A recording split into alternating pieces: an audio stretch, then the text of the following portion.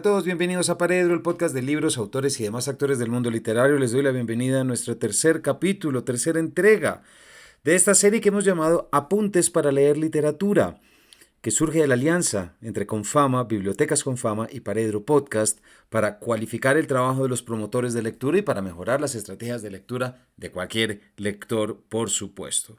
En los dos capítulos anteriores nos preguntamos por qué es importante leer literatura y exploramos cómo el narrador actúa como una especie de guía emocional.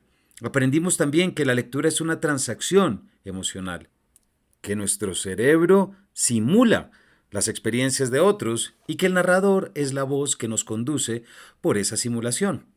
Hoy vamos a explorar algo que muchas veces pasa desapercibido, pero que es profundamente transformador y fundamental, como lo es el espacio. ¿Se han preguntado alguna vez por qué ciertos lugares en las historias nos asustan, nos reconfortan o nos asfixian? ¿Por qué recordamos con tanta claridad la descripción de una habitación, de una ciudad, de un paisaje, a veces más que los diálogos o los eventos? La respuesta es que el espacio no es un telón de fondo inerte, el espacio es un personaje en sí mismo.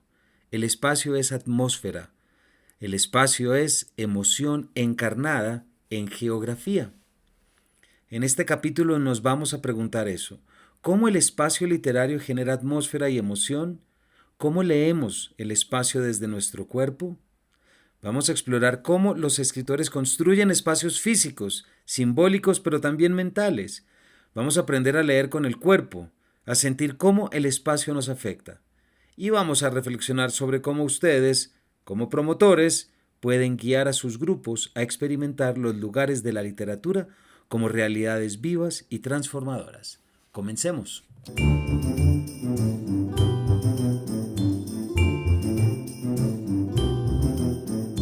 Vamos a arrancar con nuestro marco conceptual, como ya hemos hecho en los capítulos anteriores. Vamos a pensar profundamente en el espacio. Pero no en el espacio como ustedes lo entienden en la geografía o en la física, no. Vamos a pensar el espacio como una experiencia emocional y por tanto encarnada. Primero vamos a presentar a Gaston Bachelard, un filósofo francés extraordinario que trabajó durante casi toda su vida en la intersección entre psicología, poesía y fenomenología. Bachelard vivió entre 1884 y 1962 y su obra maestra se llama La poética del espacio, publicado en 1958. En este libro, Bachelard hace una pregunta revolucionaria. ¿Qué sucede emocionalmente cuando habitamos un espacio?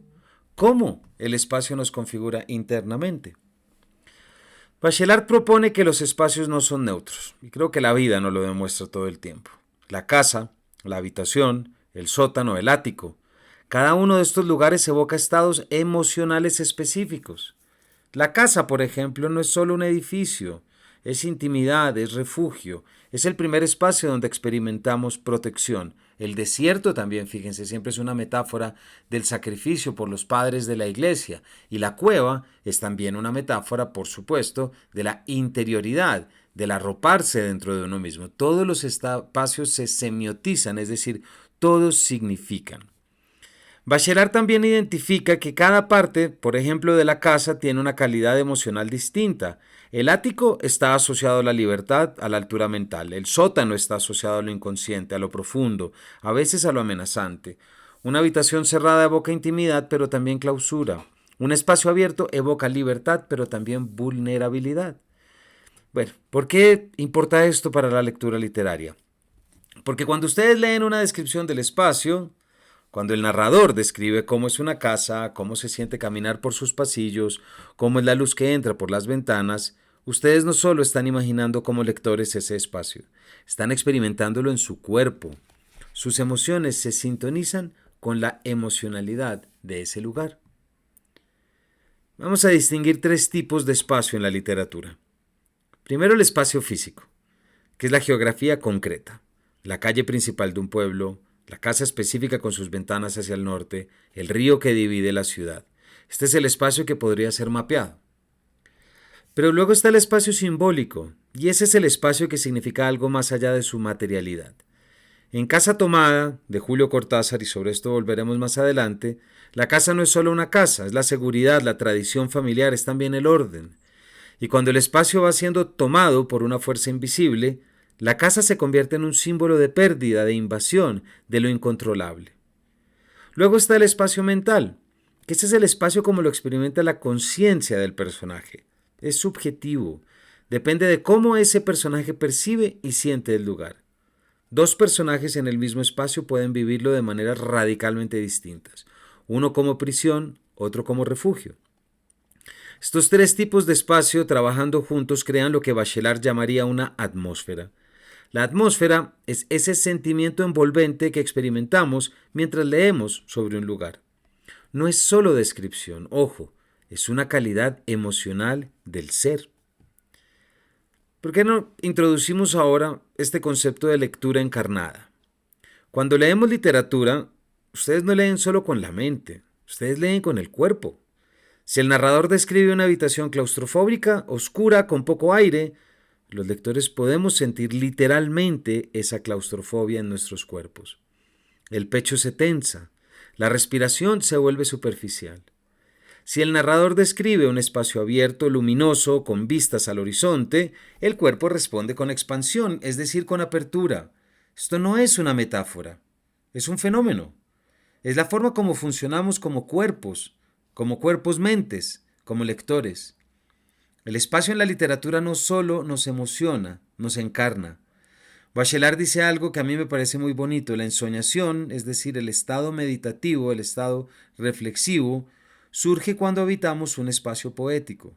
Cuando leemos un texto donde el espacio está cuidadosamente construido, donde cada detalle evoca una emoción. Es allí cuando nos volvemos capaces de ensoñar. La lectura se vuelve una experiencia casi meditativa. Y volvamos, ¿por qué es esto importante para ustedes como promotores y para los lectores? Porque cuando ayudamos a nuestros grupos a leer el espacio, es decir, cuando los invitamos a prestar atención a cómo este lugar nos hace sentir, cómo responde el cuerpo, estamos desarrollando lectura encarnada. Estamos enseñando que la literatura no es solo mental, es visceral, es corporal, y eso profundiza la experiencia de lectura de manera extraordinaria.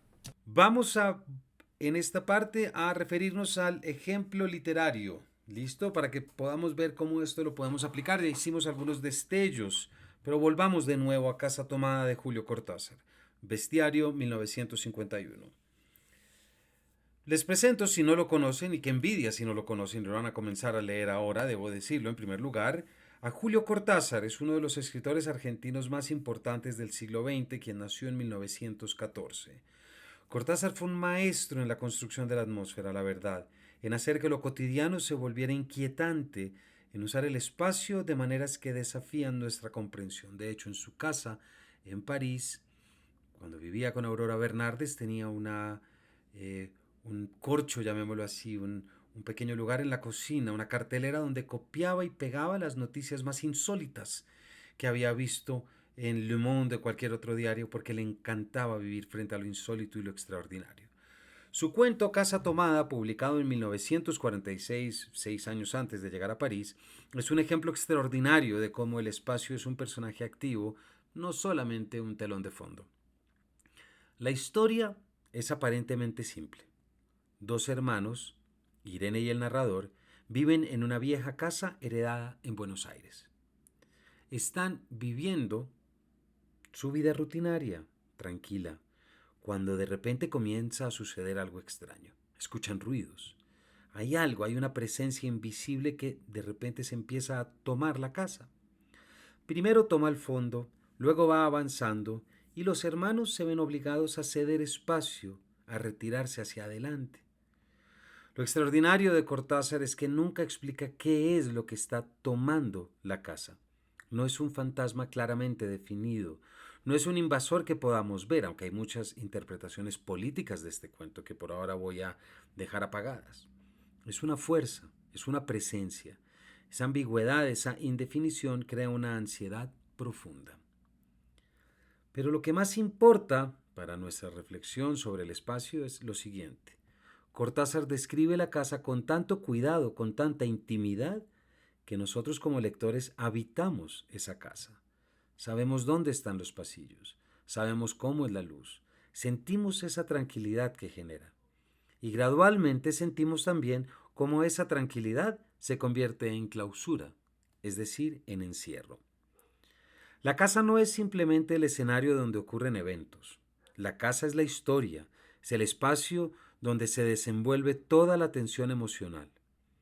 Cortázar la describe con una precisión increíble. Los pasillos, las alcobas, las puertas que van cerrándose.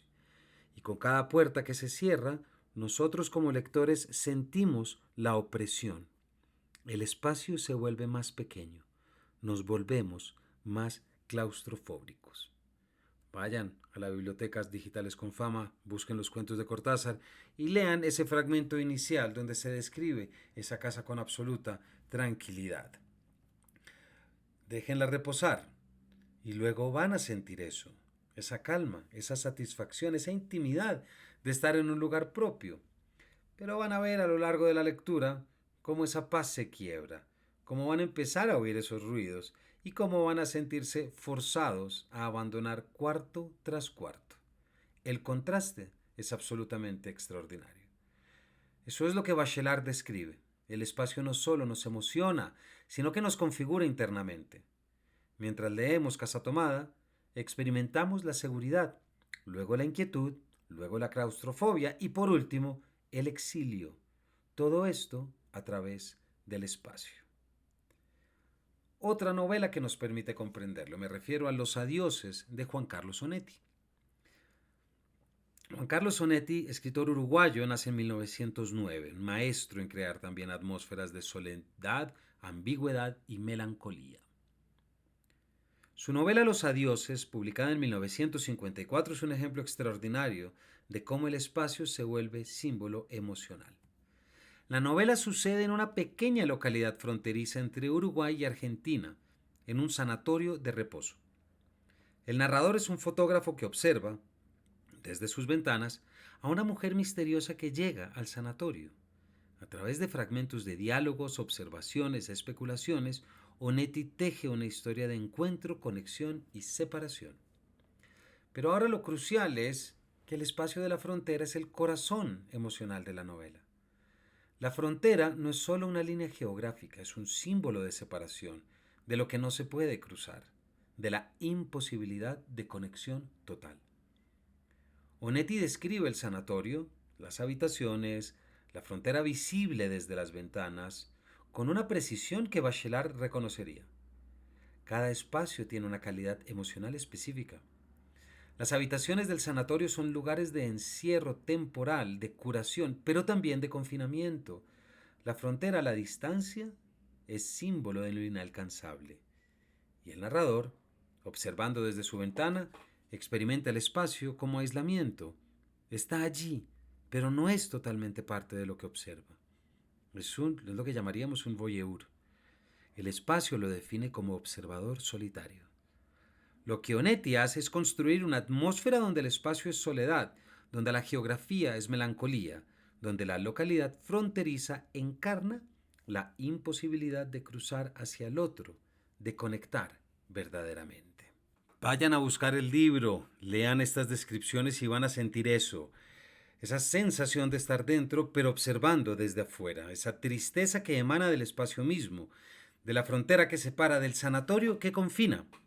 Onetti no dice esto es triste, construye un espacio que es tristeza. Eso es lectura y espacio encarnado. Es cuando el espacio no es decoración, sino experiencia vívida en nuestro cuerpo y mente.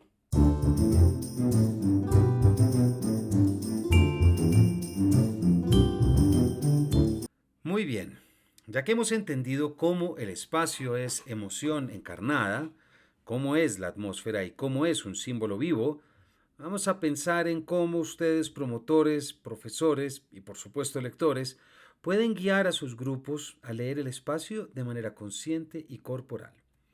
Primero hay una actitud fundamental. Mi recomendación es que cuando lean un texto, inviten a sus grupos a ralentizar la lectura en los momentos de descripción espacial. Puede resultar difícil porque ahorita que no se mueve rápido, las notificaciones, Twitter, TikTok y de todo. Y a veces nos cuesta leer largas descripciones. Pongan, por ejemplo, el comienzo de Madame Bovary o la pensión Beaucaire en Papagoriot de Balzac. Pero hay que pensar que en ese momento no existía el cine, por ejemplo, no existían las cosas en movimiento, por lo que era muy importante ese detalle. Intentemos vivir en ese momento y en ese espacio. Es decir, vamos lentos, concentrémonos. Ese es también uno de los pilares que más tarde vamos a estar hablando, que es el pilar de la atención, que tanto nos invita Richard Davidson a seguir. Vamos lentos en las descripciones espaciales. Muchos lectores, especialmente si fueron entrenados en la lectura escolar instrumental, saltan las descripciones porque dicen, no, esto es un relleno, yo lo que quiero es la acción. Pero lo que ocurre es que el espacio es acción, el espacio no es relleno, es el alma del texto, es lo que lo configura. Luego de esto, pensemos en o les sugiero 5 preguntas específicas sobre el espacio que funcionan extraordinariamente bien cuando quieran impulsar. Primera, hagamos preguntas sobre la atmósfera física.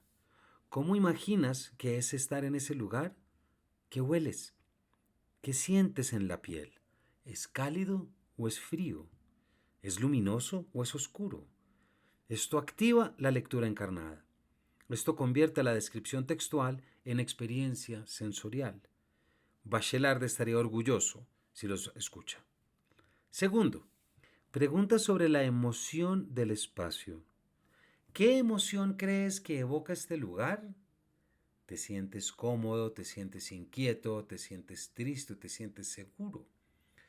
Estas sobreexplicitaciones, permítanme la palabra un poco antipática, ayuda mucho a los lectores a experimentar que los espacios no son neutros, que cada lugar tiene una calidad emocional.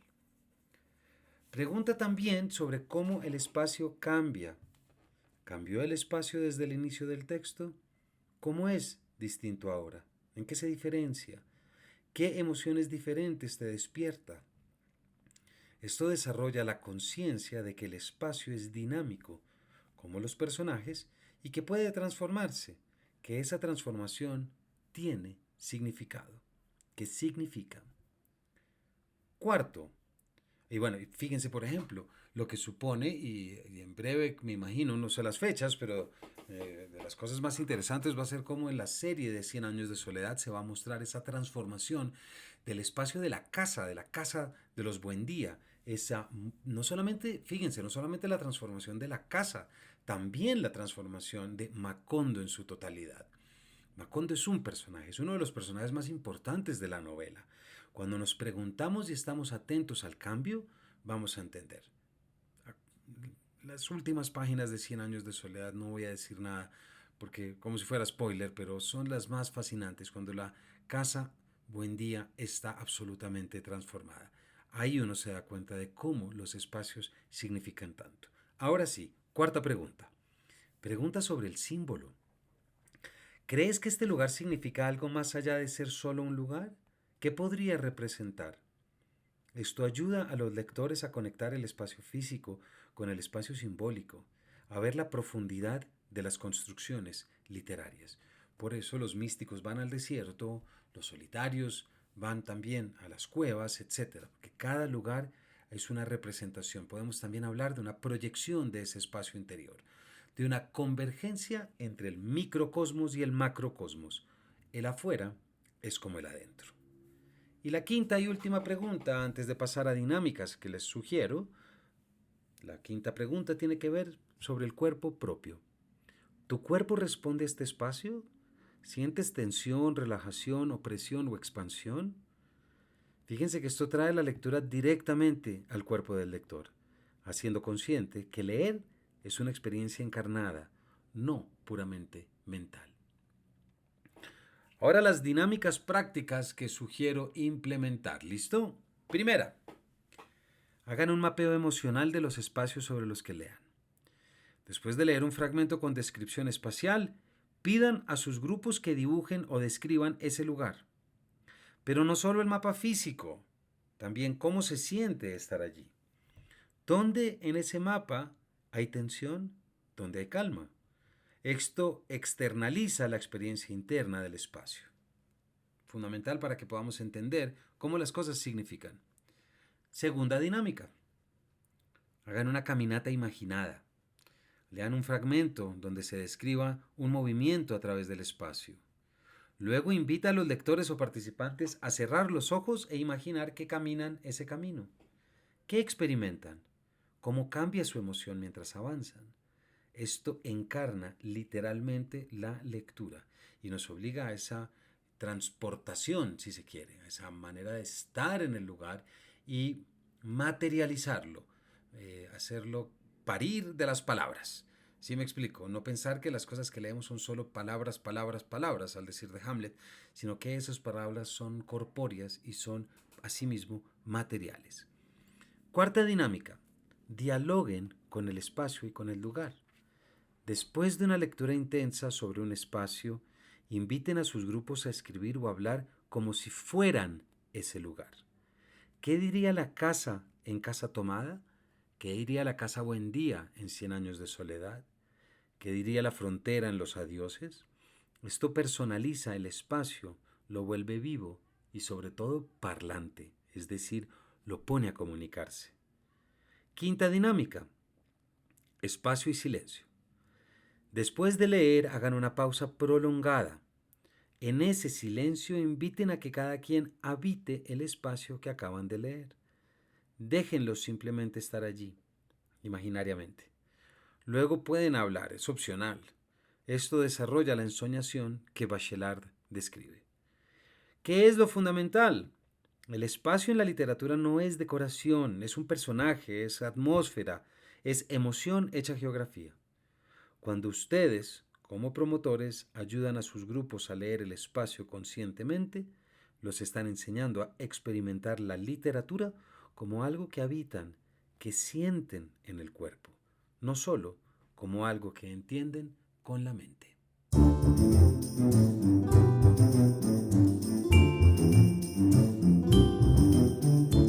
Bueno, llegamos al final de nuestro tercer capítulo. Déjenme dejar una idea faro, como venimos hablando, que puede sintetizar todo lo que hemos explorado. Primero, el espacio en la literatura no es un telón de fondo, de ninguna manera, es atmósfera, es símbolo, es emoción encarnada en geografía. Cuando leemos conscientemente el espacio, estamos aprendiendo a leer con el cuerpo, a experimentar la literatura como algo que nos habita, no solo como algo que entendemos. Gaston Bachelard nos mostró que los espacios son poéticos por naturaleza, que cada lugar evoca estados emocionales específicos, que la ensoñación, es decir, la reflexión profunda, surge cuando habitamos espacios bien construidos literariamente. Julio Cortázar demostró cómo el espacio puede ser un personaje activo, cómo la descripción de una casa puede crear claustrofobia y ansiedad. Juan Carlos Onetti mostró cómo el espacio puede ser símbolo, cómo la geografía encarna emociones complejas como la soledad y la imposibilidad de conexión. Lo que ustedes como promotores hacen cuando guían conscientemente a sus grupos hacia el espacio es dotarlos de herramientas para la lectura encarnada. Están enseñando que literatura no es solo mente y no es solo palabras, es cuerpo, es experiencia vivida. Ahora, una invitación práctica. En su próxima sesión de lectura, cuando encuentren una descripción espacial, ralenticen. Lean 2 veces si es necesario. Después pregúntense, ¿cómo te sientes estando en ese lugar? ¿Qué emociones despierta en ti? Observen cómo la conversación se vuelve más sensorial, más encarnada, más viva. Anoten lo que notan. Ese es su laboratorio. Bibliografía utilizada para este capítulo, para quien quiera profundizar. Hablamos sobre Gaston Bachelard, específicamente la poética del espacio, publicado en París por Presses Universitaires de France. La edición en español es del Fondo de Cultura Económica. Ya les dije, Breviarios. Es un libro fundamental que revolucionó la forma en que entendemos el espacio en la literatura y por supuesto en la vida, porque no hay diferencia. Bachelard propone que los espacios no son neutros, sino que son evocados en estados emocionales específicos e introduce conceptos como la ensoñación y la intimidad del espacio habitado. Para los ejemplos literarios trabajados en este capítulo, Trabajamos Casa Tomada, incluida en Bestiario de 1951 de Julio Cortázar, un cuento extraordinario que usa el espacio de una casa como personaje activo y como símbolo de invasión, de pérdida de seguridad y desplazamiento.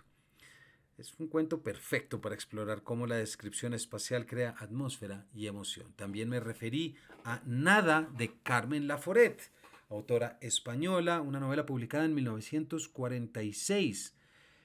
Si no me estoy equivocando en este momento, que les recomiendo mucho también. También hablamos de Juan Carlos Sonetti sobre los adioses.